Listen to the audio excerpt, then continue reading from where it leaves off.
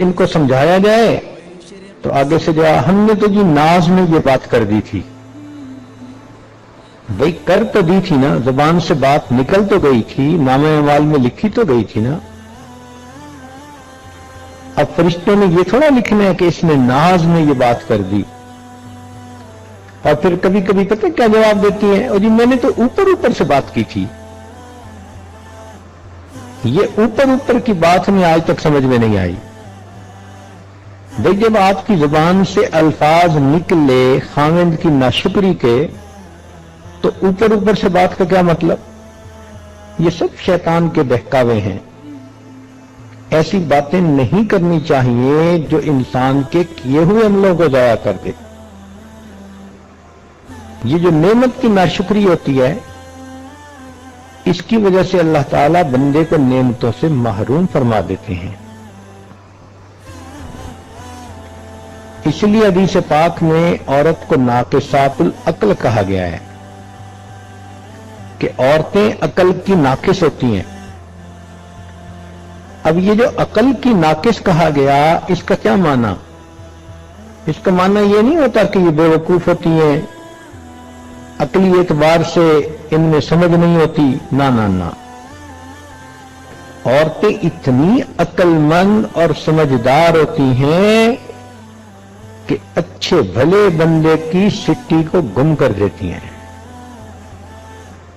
टिकनी का नाच नचा देती हैं बंदे को। आमतौर पर हमने देखा कि बच्चियों के रिजल्ट में उनके नंबर ज्यादा होते हैं बनिस्बत बच्चों के, तो फिर इनको क्यों नाकिसातुल अक्ल कहा गया?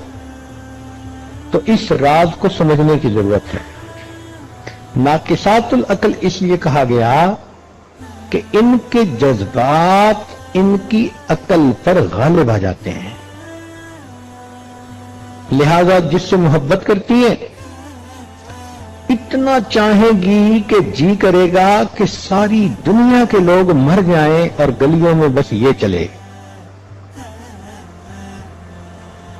और अगर किसी से नफरत करेंगी जरा सी बात पे, तो जी चाहेगा ये जमीन के ऊपर क्यों है, अभी जमीन खुल जाए और ये जमीन के नीचे चला जाए। इस कदर इनके अंदर शिद्दत होती है, और ये शिद्दत इनके अकल को नाकिस कर देती है। ये फैसले अच्छे नहीं करती फिर। चुनाचे हमने कई मर्तबा ये तजर्बा किया, अच्छे खानदान की लिखी पढ़ी लड़की अब किसी बदकार किस्म के लड़के ने उसके साथ ताल्लुक जोड़ लिया। न वो लड़का किसी अच्छे खानदान से है, न वो कोई काम करता है, न उसकी तालीम है, न कोई उसकी पर्सनैलिटी है, कोई जोड़ नहीं बनता दोनों का। मां बाप समझा समझा के थक जाते हैं, कहती है नहीं मैंने तो उसी से शादी करनी है। अब उसको जितना मर्जी समझाएं कि भाई उसके पास न घर है, न दर है, न नौकरी, कहां से खाएगा तुम्हें खिलाएगा, स्पोर्ट कैसे करेगा तुम्हें, कहती है बस मैं गुजारा कर लूंगी। तो ये जज्बात इनके ऊपर इतने गालिब आ जाते हैं कि ये फैसले गलत कर जाती हैं।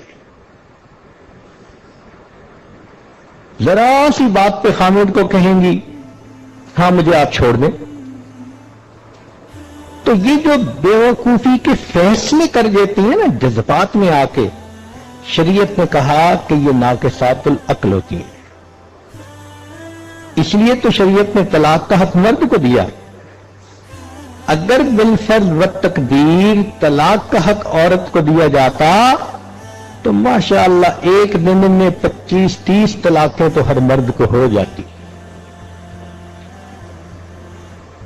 इसलिए शरीयत ने कहा कि हुन्ना नाकिसातुल अक्ल व दीन, दीन और अकल की नाकिस होती हैं।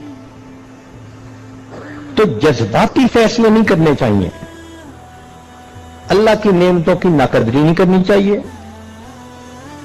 खामिद के घर में जितनी तकलीफ है उसको उतने ही रखें, और जो उस घर में अच्छाइयां हैं उन अच्छाइयों को बुराइयां न बनाएं।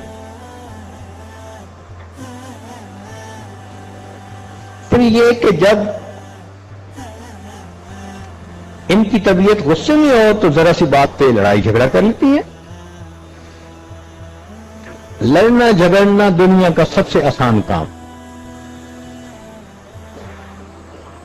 دو پڑوس میں تھی، جب فارغ ہوتی تھی کام سے تو پھر دیوار سے ایک دوسرے کو دیکھتی تھی.